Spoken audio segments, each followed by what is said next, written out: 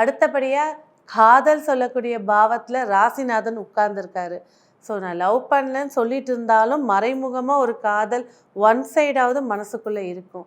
அதே நேரத்தில் அங்கே கேதுன்ற ஒரு கிரகம் இருக்கிறதுனால அது உண்மையான காதலான்னு யோசிக்கிறது ஒரு பக்கம் இருந்தாலும் லவ் பிரேக் அவுட் ஆகிறதுக்கான வாய்ப்பும் இருக்கிறதுனால கொஞ்சம் நிதானித்து எதையும் ஹேண்டில் பண்ண தெரிஞ்சுக்கிறது சிறப்பை ஏற்படுத்தி தரும்.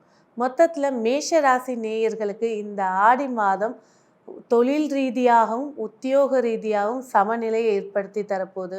சிறு வருமானங்கள் மகிழ்ச்சியை ஏற்படுத்தி தரப்போகுது. மேலும் இந்த மாதம் மிக சிறப்பாக நீங்கள் செய்ய வேண்டிய வழிபாடு ரொம்ப சிம்பிள். குலதெய்வத்தை வழிபாடு பண்ணுறது பல மடங்கு மிரக்கலையும் வெற்றியும் ஏற்படுத்தி கொடுக்கும்.